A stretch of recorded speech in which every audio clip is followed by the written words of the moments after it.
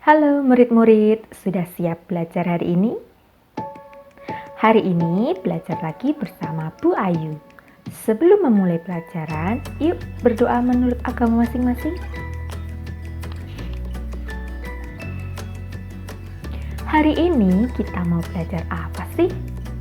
Kalian masih ingat tidak bacaan tentang Pisi di Tengah Badai?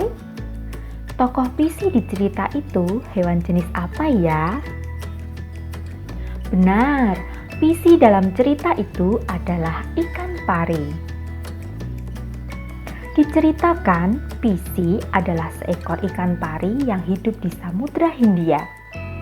Tahukah kalian, samudra itu adalah lautan yang sangat luas. Indonesia rupanya diapit oleh dua samudra. Salah satunya yaitu Samudra Hindia. Apakah kalian bisa menyebutkan nama samudra lain yang mengapit negara Indonesia? Ya, selain Samudra Hindia, negara Indonesia juga diapit oleh Samudra Pasifik. Keberadaan dua samudra tersebut membawa dampak positif bagi negara Indonesia. Salah satunya beragamnya makhluk laut yang hidup di sekitar negara Indonesia. Ada berbagai jenis ikan, penyu, biota laut, dan sebagainya. Hal ini dimanfaatkan oleh penduduk Indonesia sebagai sarana untuk meningkatkan perekonomian. Nah, kira-kira jenis pekerjaan apa yang memanfaatkan laut di Indonesia? Nelayan. Nelayan adalah istilah atau sebutan bagi orang-orang yang sehari-harinya bekerja menangkap ikan atau biota lainnya yang hidup di dasar, kolom maupun permukaan perairan, baik itu laut, sungai, danau, waduk, rawa, dan sebagainya. Keberadaan nelayan ternyata penting untuk umat manusia. Berkat pekerjaan nelayan, kita bisa makan berbagai macam jenis ikan dengan cara kita membeli hasil tangkapan para nelayan. Pekerjaan berikutnya adalah petani. Eits, tidak perlu bingung terlebih dahulu. Rupanya ada petani yang juga memanfaatkan hasil laut. Contohnya, petani garam, petani rumput laut. Petani garam berperan penting dalam menyediakan kebutuhan garam masyarakat Indonesia. Garam membuat masakan di Indonesia menjadi lebih sedap.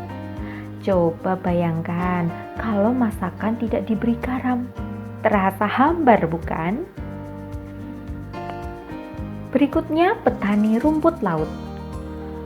Rumput laut saat ini banyak dibudidayakan di Indonesia karena rumput laut juga bermanfaat bagi kesehatan manusia.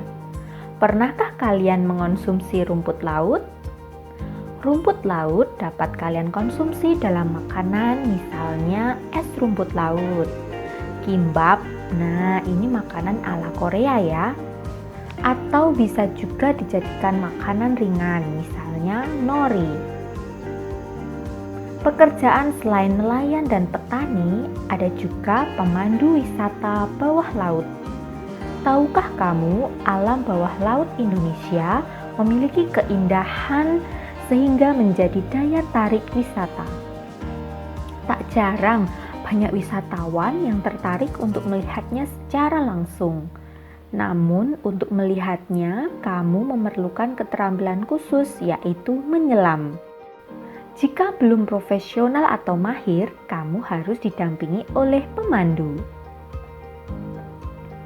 Pekerjaan berikutnya adalah Menteri Kelautan dan Perikanan. Wilayah laut Indonesia yang luas perlu adanya pengawasan supaya dalam pemanfaatannya tidak menimbulkan kerusakan. Maka pemerintah perlu seseorang untuk bertanggung jawab dalam melaksanakan pemanfaatan dan pengawasan lingkungan laut beserta sumber daya ikan. Kalian tahu Bu Susi Pujiastuti? Beliau merupakan seseorang yang pernah menjabat sebagai Menteri Kelautan dan Perikanan di Indonesia.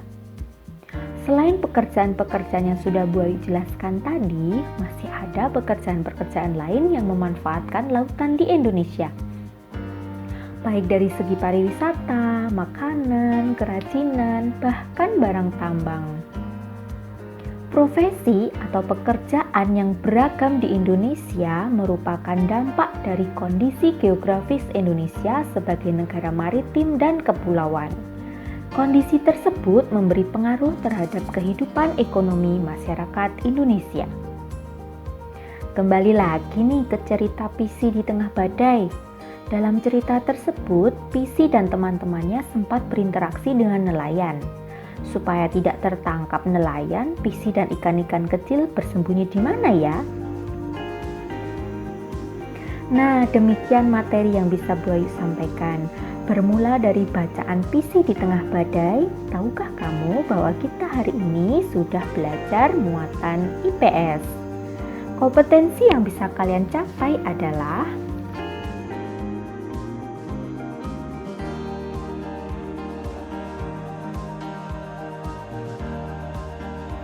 Nah, berikut ini ada tugas yang harus kalian kerjakan.